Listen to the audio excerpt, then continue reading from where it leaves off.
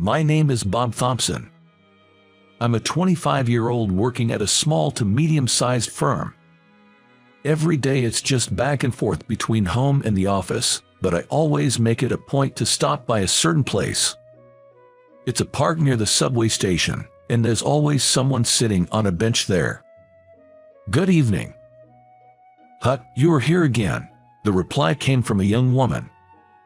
But with her long blonde hair, she looked like a typical rebel at first glance. Well, she really is a rebel, apparently the leader of some female gang.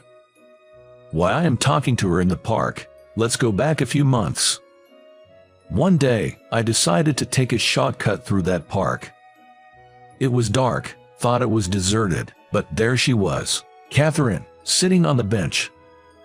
She had what looked like a bruise from a fight on her cheek. Concerned, I blurted out, "Are you okay?" But she snapped, "Mind your own business," and ran off. That was our first encounter. To be honest, it was pretty awful, but for some reason, I couldn't get Catherine out of my mind. It struck me because she reminded me so much of my younger self. Not that I was a rebel, but I had my wild days too. When my parents divorced, I was placed in an orphanage and grew up there for the rest of my childhood. No one ever visited, and I didn't get along with the other kids. Maybe it was childish pride, but I believed asking for help was admitting defeat and showing tears was for the weak. That mindset didn't change even after I left the facility at 18 and got my current job. Entering the working world without a clue and too proud to ask for advice. Whenever I messed up, I just apologize and try to fix things on my own, usually making things worse. The president, seeing all this, became concerned. The company I work for isn't big, so everyone's pretty close, including the president. When he invited me out for a drink, I thought for sure I was in for a lecture. But the president praised me, saying I was working really hard. "If you don't know something, just ask those around you. If you need help, just ask for it. Relying on someone doesn't mean you're weak," he told me.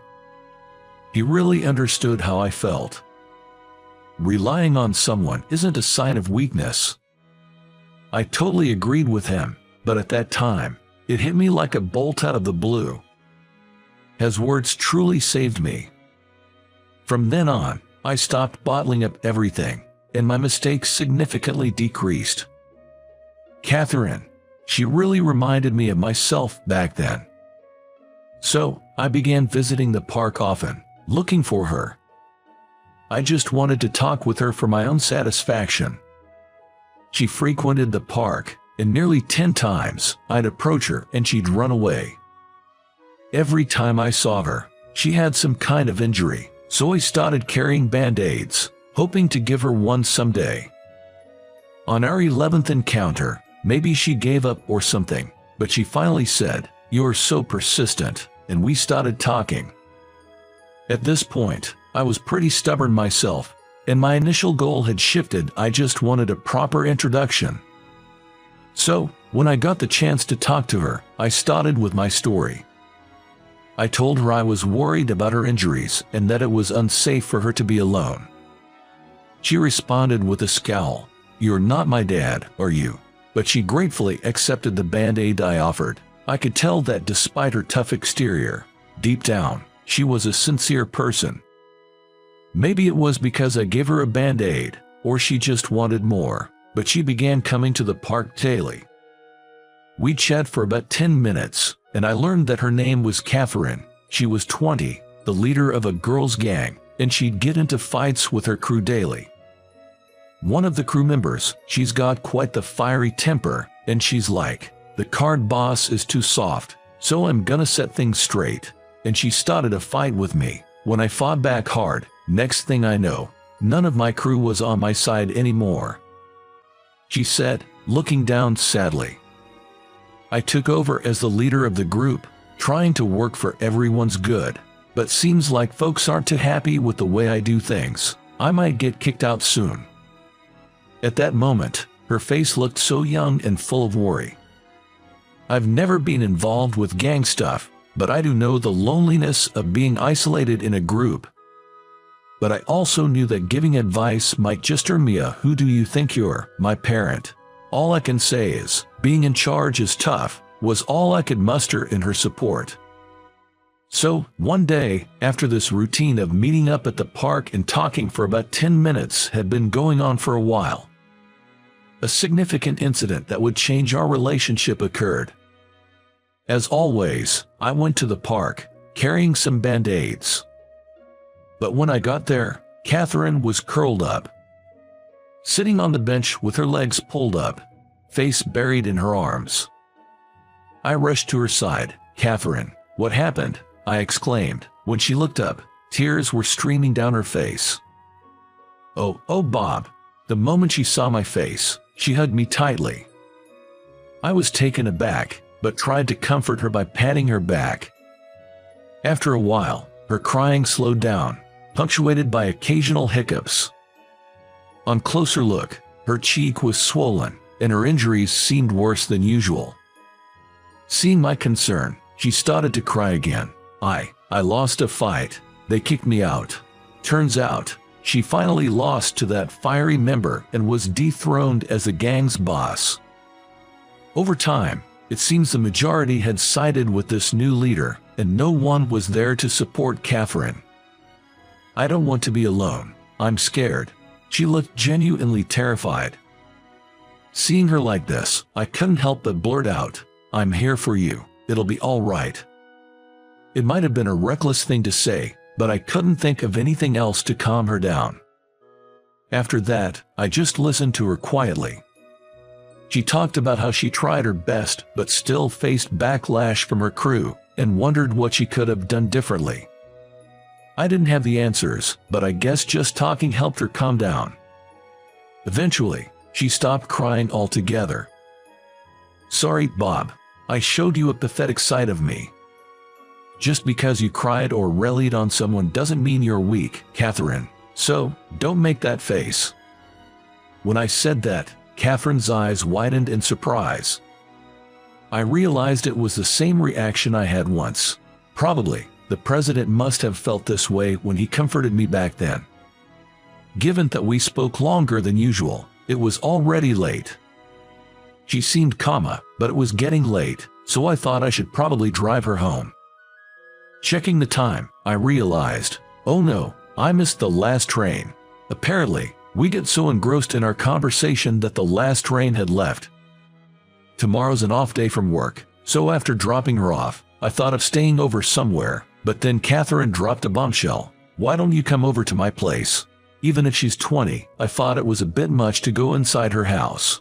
However, Catherine said, "If you're dropping me off, it's fine, right? You won't do anything weird, will you?" I assured her I had no intentions. The more I would have denied it, the guiltier I might have seemed, so I gratefully accepted her offer. She lived in a small apartment. Apparently, she used to live with her dad, but they don't get along anymore, so she lives alone now. "Thanks for having me." "Sure, come on in." And like that, I ended up in her room, which was quite unexpected in many ways.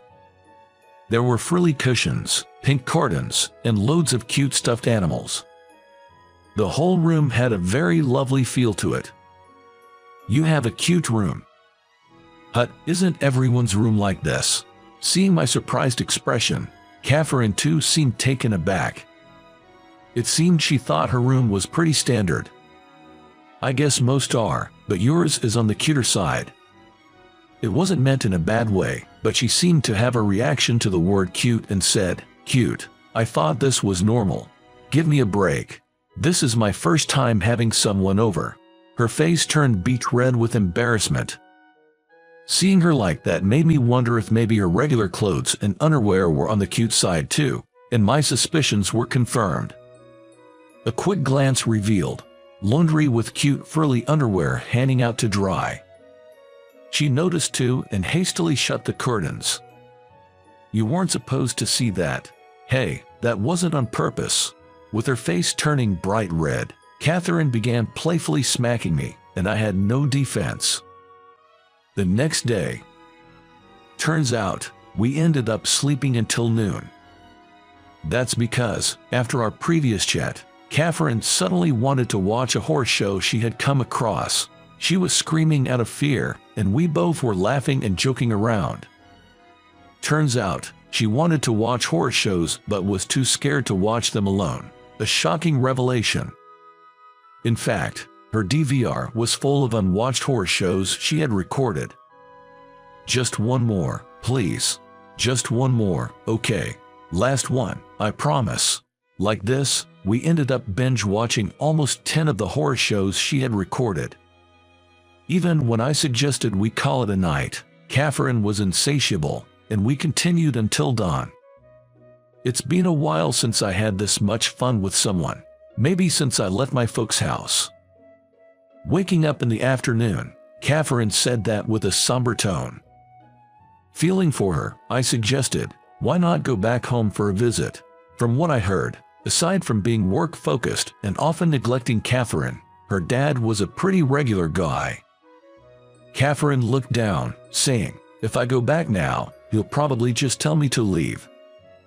Look, I may not get the whole parent-child dilemma because I don't have parents, but maybe you should try talking to him. If he tells you to leave, then maybe it's time to really move on. But if you don't talk, you won't even give other possibilities a chance. As I was leaving, I added, you are not my family, so stop preaching me. Catherine replied with a smile as she waved goodbye. She had a look of relief on her face, and that put my mind at ease. A few days later, after work, I decided to visit the park again. However, she was nowhere to be found. But under the usual bench where she sat, there was a note, going to talk with my dad, might not be able to come here for a while. When things settle down, I'll be back, thanks, Bob. Honestly, it wasn't safe for a young woman to be sitting in a park at night anyway, so it was probably for the best. If she can reconcile with her family, then that's great. I thought that, but I still felt a bit lonely. A month later. That day was hectic at work. Someone made an entry error, and we received a massive amount of supplies. I was being blamed for the mistake by my boss. Yes, I placed an order a set of supplies that arrived at the same time, but the bulk shipment was not my order. Yet my boss insisted, it must have been you. You're the one who always messes up and troubles everyone around here. It's true that I caused some trouble when I first joined the company, so I couldn't blame him for suspecting me. But he was clearly jumping to conclusions. No matter how much I defended myself, no one believed me. I even started thinking, maybe I should just admit to it. The issue with the order was already confirmed to be a clerical error, right? Suddenly, I heard someone's voice. I looked up to see a beautiful woman I didn't recognize. But the voice, I knew that voice. Are you, Catherine? Hey there, Bob. Long time no see. She had dyed her hair black, but it was definitely Catherine. Why was Catherine at my office? Then it clicked. A week ago, the president had mentioned his daughter would be joining as a secretary. She was still in training and was to be introduced formally later, but I never imagined that secretary was Catherine. I think it's not right to jump to conclusions just because you're suspicious. Besides, even if Bob, he maybe made a typo, you're the one who does the final check, right? I think it's unfair to only blame Bob. Sorry about that, Bob. I jumped the gun there. When confronted by Catherine, the boss broke into a cold sweat and said, right, I had a business call to make, and hurriedly left. Thanks, Catherine. You really saved me there. No big deal. Anything for Bob. Hey, Catherine, don't just drop the formalities with your coworkers. That's when the president made an appearance. He explained the situation again, and it turned out Catherine was his daughter. My advice had apparently been the catalyst for them starting to mend their father-daughter relationship. Catherine's sudden departure had shocked him, but after she opened up about her feelings, it seems he was able to genuinely engage with her. Thank you, Bob. Thanks to you, I can spend time with my daughter again. I'm embarrassed to admit, but I haven't been much of a father to her. That's why I saw her in you." I realized what he meant. The words the president told me were meant for his daughter as well. Those words, in a roundabout way, reached Catherine through me. "Thanks, Bob. Because of you, I'm not alone anymore. How many times have I told you not to drop the formalities at work? He is also your mentor here." Chiding Catherine, the president turned to me. "Being a mentor is quite a responsibility. I'd like Catherine to take over the company someday. After she finishes her training as my assistant, I want her to work on the floor for 6 months. I'd like you to be her mentor, Bob. Can I count on you?" Me. I wondered if I was up to the task, but the president believes that teaching others is a form of learning. And since Catherine was saying things like, "I'm counting on you, Bob," I couldn't refuse. "All right then. Looking forward to working with you, Catherine." I started hanging out with Catherine like this, but since we personally got along so well, we began going out for drinks together too. Before we knew it, we were dating and eventually got married amidst the blessings of everyone. Having become her husband, I genuinely thought I should support Catherine, who was set to become the CEO. But then, Catherine dropped a bombshell saying, "Bob should become the CEO. I'm more suited to be a secretary." Suddenly, I was the candidate for the CEO, getting all the know-how drilled into me by the current president, or should I say, my father-in-law. Honestly, it's exhausting every day, but if I can repay the man who changed my life, it's a small price to pay. The president, or rather my father-in-law, always tells me with a big smile, "I'm so glad you became my son-in-law," and he guides me rigorously. Time flies, and before I realized, 5 years had passed. Even looking back, these 5 years flew by incredibly fast. I fully embraced the role of CEO, and while I've gotten used to the work now, things are still hectic. And here's why. "Hey, James, wait for me." "Nope. Playtime." James sure loves to run around. You see, shortly after we got married, Catherine became pregnant. Now we're chasing after our lively 4-year-old son. Raising a kid sure is tough. I always admired those teachers and childcare centers who could handle several kids at once. I'm struggling with just my own son. Next time, I'm racing against Daddy. Hold on, just a moment. Come on, Daddy, you can do it. Catherine cheers me on as I'm panting hard. Over the past 5 years, Catherine has truly become a stunning woman. Her makeup has matured, and she's known as the beautiful mom at the daycare. Now, Catherine is expecting our second child. So, in her stead, I'm going all out entertaining our son. All right, break's over. Let's race, kiddo. Yay, all right. I'm so happy right now. My adorable son and my beloved Catherine. And our unborn child, whom I've yet to meet. For these three, I'd do anything. Once feeling so alone in the world, my family now is everything to me. I'm determined to make them the happiest they can be. That's the goal I've set for myself in life. But first, I've got to be a playmate for the little guy right in front of me. Waving to my son, I run around the park's grassy field with him.